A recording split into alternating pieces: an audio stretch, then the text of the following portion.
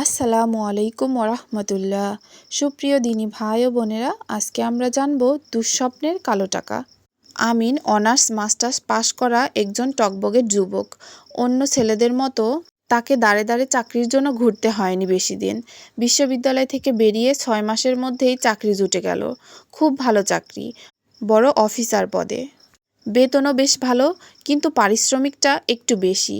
সেই সকাল 8টা থেকে রাত 8টা পর্যন্ত স্বতঃস্ফূর্ত কর্মচঞ্চলতা ও সৃজনশীলতার চিন্তাধারা দিয়ে সে অল্প সময়ের মধ্যে অফিসের ছোট বড় সবার মন জয় করে ফেলেছে। সে অফিসের কাজে খুবই যত্নশীল ও আন্তরিক। তার হাজিরা খাতায় কোনোদিন লাল কালির দাগ পড়েনি। পানির স্রোতের মতো দিন বয়ে চলেছে।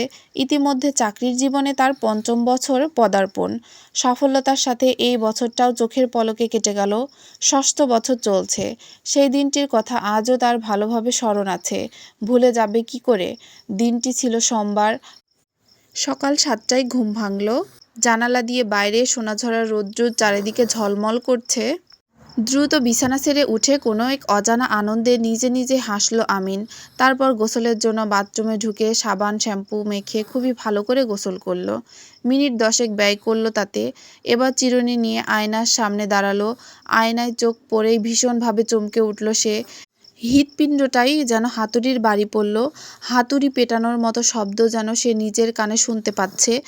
নিজের অজান্তে আত্মচিৎকার বেরিয়ে এলো তার মুখ থেকে। আয়নার কাছ থেকে 2 থেকে 4 পা পিছিয়ে আসলো সে। তার সমস্ত শরীর অবশ হয়ে আসতে লাগলো। মনে হলো শরীরের শিরা উপশিরা রক্ত সঞ্চালন বন্ধ হয়ে যাচ্ছে। নিজের চোখে বিশ্বাস করতে পারছে না। ভূত দেখার মতো মনে হলো। সে কি তাজ্জব ব্যাপার! নির্বাক পাথরের মতো কত সময় দাঁড়িয়ে সে ছিল তা বলতেই পারবে না। নিজের মধ্যে শক্তি সঞ্চালন করে 1 পা 2 পা করে আয়নার কাছ থেকে দূরে চলে গেল। সে হাত দিয়ে ভালো করে দেখতে লাগলো। তাই তো, নাক গেল কোথায়? হাওয়া হয়ে গেল নাকি? সে মনে করলো গতরাতে হয়তো কেউ তা চুরি করে নিয়ে গেছে। কিন্তু সেখানে তো রক্তের দাগ থাকবে, তাও তো নেই। তাকে কত বিভৎস দেখাচ্ছে, কিন্তু এমন তো হবার কথা ছিল না। এতক্ষণে নিজেকে সে আবিষ্কার করলো। সমস্ত শরীরে বরফ জমা বিশাল পাহাড়। শরীরের এত ভার মনে হলো যে পা তোলার ক্ষমতা নেই। অস্বস্তিতে ছটফট করতে লাগলো। সোজা চলে গেল জানালার পাশে। রাস্তায় ভ্রাম্যমাণ সবারই তো নাক ঠিক জায়গায় আছে, তাহলে তারটা গেল কোথায়? মেঘাচ্ছন্ন মুখ চোখ কষ্টের নোনা পানি নিয়ে আমিন একবার খাটের ওপারে বসে, আবার উঠে আয়নার সামনে দাঁড়ায়। নিজেকে তার খুবই অসহায় মনে হলো। এমন ভয়ঙ্কর ঘটনা দেখা তো দূরের কথা, কখনো পত্র পত্রিকাতেও পড়েনি সে। অস্থির ছটফটানিতে কেটে যাচ্ছে সময়।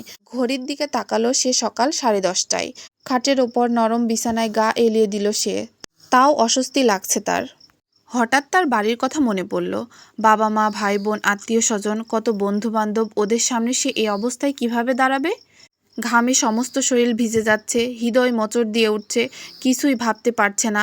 মাথা ঘুরছে। চিন্তায় কাতর হয়ে পড়ল আমিন। গত 2 দিন আগে আমিনের কাছে আসাদ সাহেব এসেছিল একটি জরুরি কাজে। তার সমস্ত কিছুই শুনল। ঘাড় নেড়ে আসাদ সাহেবকে বলল ব্যাপারটা বড় গুরুতর। তিনি পাশে এসে হাত ধরে বললেন, ভাই আমাকে উদ্ধার করেন, নইলে। গম্ভীর কণ্ঠে বলল, 15,000 টাকা দিতে হবে। টাকার অঙ্ক শুনে তার চোখ ছানা বড়া।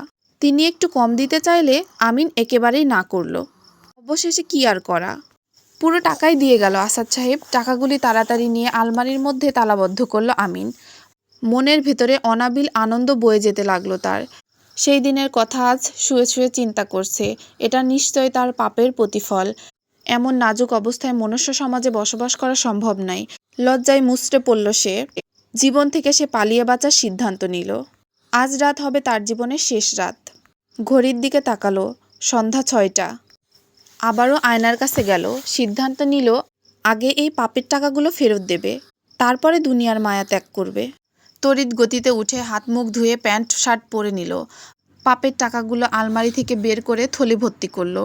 বড় একখানা রুমাল মুখ বরাবর চেপে ধরে বের হলো। একটি রিকশা ডেকে সরাসরি আসাদ সাহেবের বাসার দিকে ছুটল। গিয়ে টাকার ব্যাগটা তার হাতে ধরিয়ে দিয়ে বিদ্যুতের গতিতে চলে আসলো আমিন।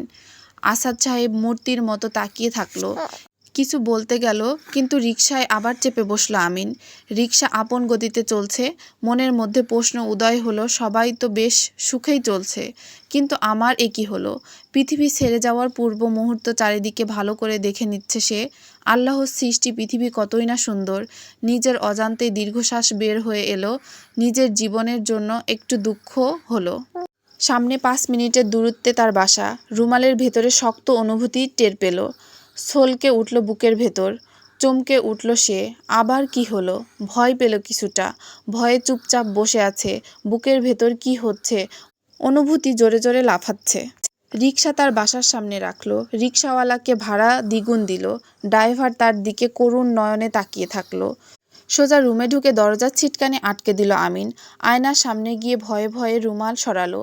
দেখে আনন্দে সে নেচে উঠল তার মন। চিৎকার দিয়ে উঠল সে, এবার নাক তো ঠিক জায়গাতেই আছে। সে নিখুঁতভাবে দেখতে লাগলো। ঠিক জায়গাতেই তো নাক আছে। পরম সুখে চোখের কোণে অশ্রু এসে গেল। মনে পড়ল তার আজ সোমবার, বৃহস্পতিবার, সোম ও বৃহস্পতিবার দোয়া কবুলের দিন। তাই সে তওবা করল। আর নয় পাপের পথে উপার্জিত টাকার লোভ। এখন থেকে হালাল পথে উপার্জন করব, সৎ ও সুন্দরভাবে বাঁচব। এটা আমিনের দৃঢ় সংকল্প। শিক্ষা: অন্যায় পথে যে অর্থ উপার্জন করে সে অর্থবিত্তের মালিক হলেও মানসিকভাবে কখনোই স্বস্তিতে থাকতে পারে না। সর্বদাই পাপের অনুভূতি তাকে তাড়া করে। অন্তর থেকে প্রশান্তি ও মনুষ্যত্বের ছোঁয়া লোপ পেয়ে যায়। এটা তার দুনিয়াবি শাস্তি। পরকালে তার জন্য অপেক্ষা করছে আরও মর্মান্তিক শাস্তি। তাই সময় থাকতে তওবা করে নেওয়াই আবশ্যক। পরবর্তী ভিডিও পর্যন্ত আমার সাথেই থাকুন। আমার চ্যানেলটিকে সাবস্ক্রাইব করুন। আল্লাহ হাফেজ।